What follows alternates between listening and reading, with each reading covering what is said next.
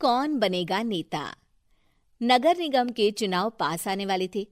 पूरे कानपुर शहर में टिकट को लेकर मारामारी शुरू थी, लेकिन सबसे ज्यादा चर्चा में वार्ड नंबर 40 की सीट थी। वो इसलिए क्योंकि इस बार वहां की सीट महिला के लिए आरक्षित थी। अब सवाल ये था कि चुनाव लड़ेगा कौन। इससे पहले ठाकुर साहब वहां से पार्षद थे और इस बार उन्होंने अपनी पत्नी सीमा ठाकुर को टिकट दिलवाई और ठाकुर साहब की शान के कारण सीमा जी ने 20,000 वोटों से चुनाव जीत लिया। अरे बधाई हो सीमा भाभी, अब तो आप वार्ड की पार्षद बन गई हैं। अब तो हमारे काम आप ही करवाएंगी। अरे ये तो सिर्फ नाम की पार्षद बनी है, वो तो महिला सीट आ गई, वरना पार्षद तो मुझे ही बनना था।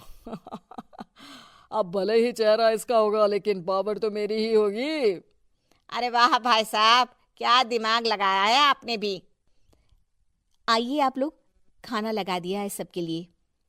सीमा जी पार्षद बन चुकी थीं, फिर भी उनकी एक ना चलती।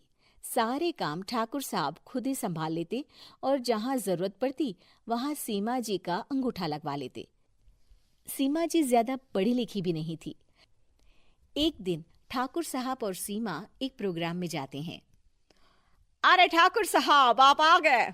ओहो, पार्षद मैडम भी आ गई हैं। स्वागत है आप दोनों का। लगता है हमारे पार्षद फंड का सही इस्तेमाल हो रहा है। चलिए अब उद्घाटन करते हैं।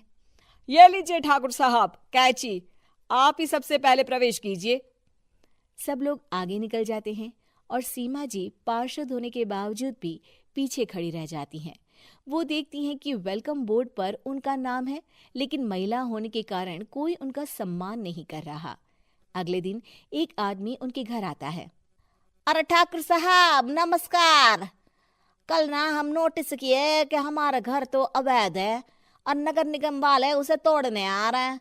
अरे कुछ कीजिए ना ठाकुर साहब। देखो भाई, मैं तो ज्यादा कुछ कर नहीं सकता, पर अगर तुम सबकी जेब गर्म कर दो तो कुछ हो सकता है। कुल मिलाकर 4 लाख लगेंगे। अरे 4 लाख ठाकुर साहब? अरे भाई, मैं अपने लिए नहीं मांग रहा हूँ। दरोगा है, इंजीनियर बाबू है, बड़े साहब है, सबको देना पड़ता है ना थोड़ा थोड़ा। बोलो है मंजूर? तभी वहां अचानक सीमा जी आ जाती हैं। अरे ये आप क्या कर रहे हैं? पहले इन्हीं लोगों से तो आपने वोट मांगे, अब इनसे ही पैसे ले रहे हो। अरे चुप रहो तुम, तुम्हारा काम है सिर्फ अंगूठा लगाना, तुम वही किया करो। मुझे दूसरे काम तुम मत सिखाओ, समझी? और तुम ना जाओ, अब पैसे लेकर आओ, वरना जेसीबी किसी भी वक्त आती होगी। सब कुछ ऐसे ही चलते रहता है। एक दिन सीमा जी और ठाकुर साहब को एक लोकल मीटिंग में बुलाया जाता है। वहां पर कई और अधिकारी लोग भी मौजूद रहते हैं। अब मैं चाहूंगा कि ठाकुर साहब हमारे बीच 2 शब्द कहें।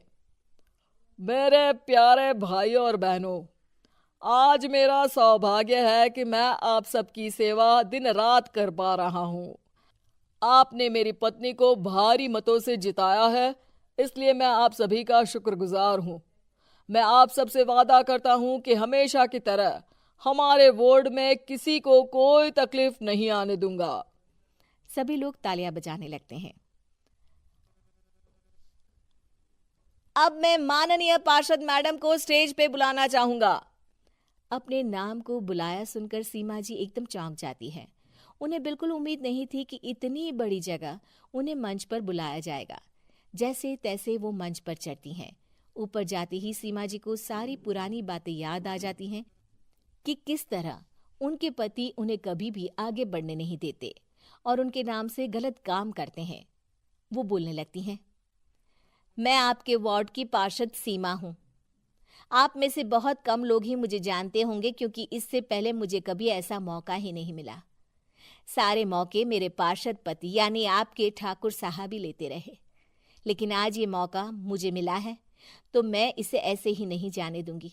मैं आपको ये बताना चाहती हूँ कि आपके ठाकुर साहब मेरे नाम की आड़ में गैर कानूनी काम करते हैं, जिस पर अंगूठों के निशान मेरे होते थे।